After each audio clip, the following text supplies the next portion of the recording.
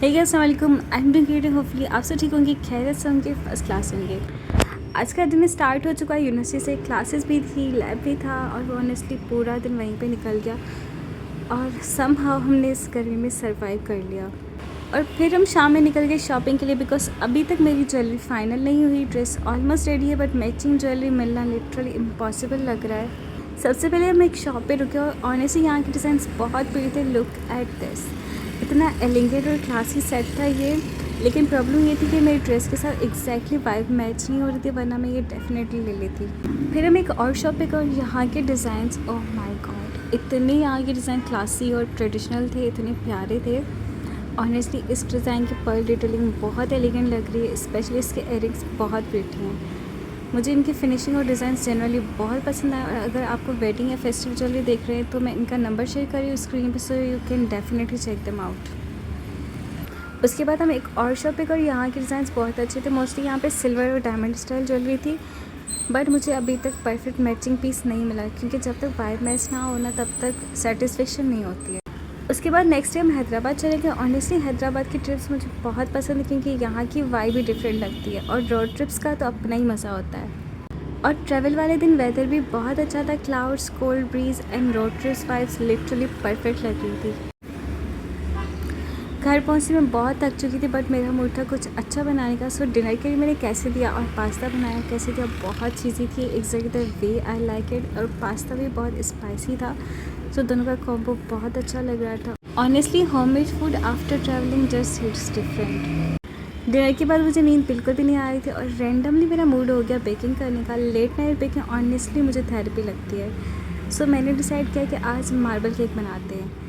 सबसे पहले एग्स और शुगर को बीट करना स्टार्ट किया और लिटरली इतनी देर तक मैं बीट करती रही जब तक ये फ्लफ़ी ना हो जाए और लाइट ना हो जाए। उसके बाद ऑयल और वनीला एसेंस ऐड किया और उस पॉइंट पे इसकी स्मेल इतनी अमेजिंग आ रही थी।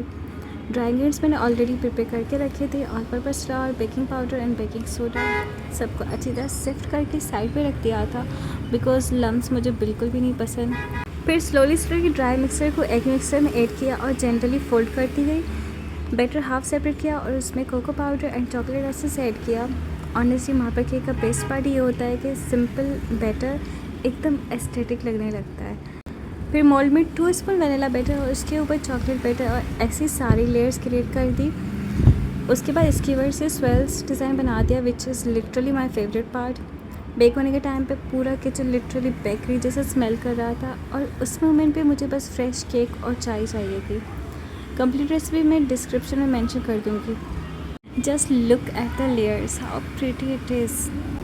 वैसे हैदराबाद आके मेरी क्रेविंग्स डेंजरस लेवल पे एक्टिवेट हो जाती है, स्पेशली अंडे वाला बर्गर, बिकॉज ऑनेस्टली कराची में अभी तक मुझे उस जैसा बर्गर नहीं पसंद आया। आई don't know what they put in it but it's so good. और वैसे आधी रात को मुझे क्रेविंग हुई और बस मैंने फिर ऑर्डर प्लेस कर दिया। Late night food taste illegally good for no reason. Next morning brunch के लिए मैंने शक्शुका बनाया। ऑनेस्टली शक्शुका बहुत अंडररेटेड है और इजी भी और टेस्टी भी।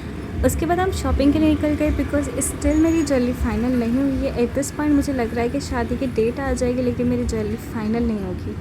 हम रेशम गली गए और ऑनेस्टली मुझे यहाँ पे इतनी एक्सपेक्टेशंस नहीं थी बट देन मुझे इंडियन ज्वेलरी मिल गई and guys it was so pretty. Exactly वही एलिगेंट फेस्टिव वाइब जो मैं सर्च कर रही थी for my mehndi dress. After looking through so many shops finally कुछ अच्छा मिलना felt like an achievement. Shopping पर हम घर वापस आ गए और इतनी भूख लग रही थी, फिर मैंने डिसाइड किया आज होममेड सिंगर बर्गर बनाते हैं। सबसे पहले मैंने चिकन को मैरिनेट किया बेसिक स्पाइसेस के साथ और chilli garlic sauce, chilli sauce, soya sauce और विनेगर के साथ। उसको थोड़ी देर के लिए रेस्ट पे रखा ताकि फ्लेवर्स प्रॉपरली अब्जॉर्ब हो जाएं। उसके बाद ड्राई कोटिंग रेडी की ऑल पर्पस फ्लावर, कॉर्नफ्लावर और स्पाइसेस की। चिकन को प्रॉपर डबल कोट किया बिकॉज क्रिस्पी कोटिंग के बगैर सिंगर बर्गर का कोई पॉइंट ही नहीं है। साथ ही फ्राइज़ के लिए पोटैटोस भी कट कर लिए because burger without fries just feels incomplete. फिर फ्राइंग स्टार्ट की। ऑनेस्टली उस वक्त किचन की स्मेल नेक्स्ट लेवल थी। चिकन बहुत क्रिस्पी लग रहा था।